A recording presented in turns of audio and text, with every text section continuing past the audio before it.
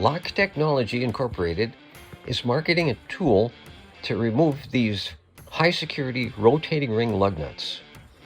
It consists of a silicone boot and a special socket with spiral flutes on the inside. You'll need to provide your own half-inch breaker bar and extension, a good-sized hammer, and a wire welder or a stick welder. First, you protect the wheel by putting the silicone boot around the lug nut.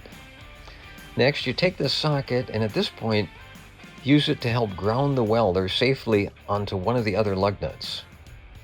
Then get your wire welder or your stick welder and put 4 tacks on the face of the lug bolt. The goal isn't to secure the rotating ring. No particular skill is needed in welding. It's just to get 4 blobs onto that face. And remove the protective silicone boot.